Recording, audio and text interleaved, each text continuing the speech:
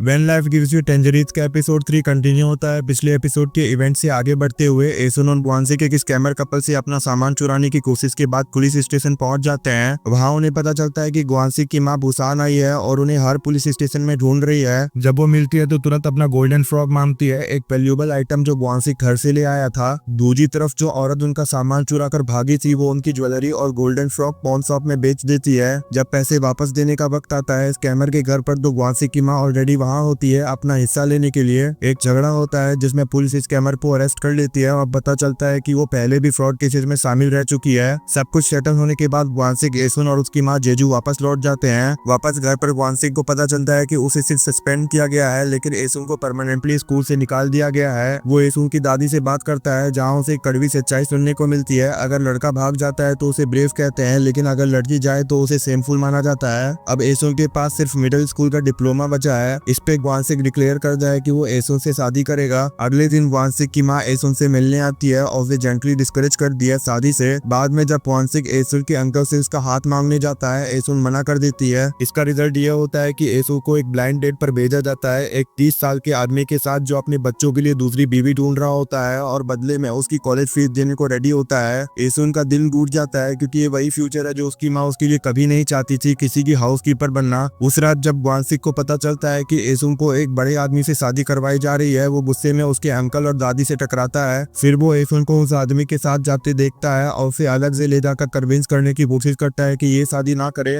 वो उसके हाथ में एक रिंग पहन आता है जो एसन तुरंत निकालकर एक फील्ड में फेंक देती है। वो कहती है कि अगर उसे खुश रहना है तो ग्वानसिक को उसे छोड़ना होगा क्योंकि वो उसके फ्रीडम के बीच में आ रहा है। ग्वानसिक दिल से टूटा हुआ वहां से चला जाता है। बाद में एसन उस रिंग को ढूंढती है लेकिन उसे नहीं मिलती। अगले दिन जब एसन उदासी में अपना वेडिंग ड्रेस सिलेक्ट कर रही होती है ग्वानसिक मेनलैंड जाने के लिए निकलता है एक एथलेटिक्स कंपटीशन में पार्ट लेने। तब रिवील होता है कि ग्वानसिक की मां ने एसन को उसके टैलेंट के बारे में बताया था और ये भी कि उससे शादी करने का मतलब होता ग्वानसिक का अपना फ्यूचर छोड़ देना। इसी वजह से एसन ने झूठ बोला था कि वो उसे शादी नहीं चाहती ताकि ग्वानसिक अपने सपने पूरे करे। लेकिन ग्वानसिक ने सिर्फ इसलिए स्पोर्ट्स किया था ताकि मेडल्स जीतकर एसन के लिए पुश कर सके और अब जब एसन नहीं है तो उसका किसी चीज में मन नहीं लगता। एसन को रियलाइज होता है कि ग्वानसिक उसके बचपन से उसका सहारा रहा है। वो फाइनली अपने इमोशंस के आगे हार मानती है और हार्बर भागती है लेकिन जब तक वो पहुंचती है सिर्फ जा चुकी होती है। वो दिल से चीख कर उसका नाम लेती है उम्मीद में कि शायद वो सुन ले और तब एक ड्रामेटिक मोमेंट में ग्वानसिक उसकी आवाज सुनता है, उसे भागते हुए देखता है और समुद्र में जंप करके वापस तैरकर शोर पे आता है। गांव वाले चीयर करते हैं और दोनों गले लग जाते हैं चाहे ग्वानसिक के घर वाले खुश ना हो। आज के समय में ग्वानसिक की बहन एसन की बेटी को बताती है कि वो उस रात कंसीव हुई थी जब दोनों फिर से मिले थे। फ्लैशबैक दिखाता है जब यंग पेरेंट्स अपनी बेटी ग्योमयोंग के साथ खेल रहे होते हैं। ग्योमयोंग नरेट करती है कि कैसे उसके माँ बाप ने अपने सपने छोड़ दिए एक छोटी उम्र में फैमिली शुरू करने के लिए। एपिलॉग में रिवील होता है कि ग्वानसिक ने सीक्रेटली पॉन शॉप जाकर ऐसे ही गिरे वेडिंग रिंग वापस ली थी।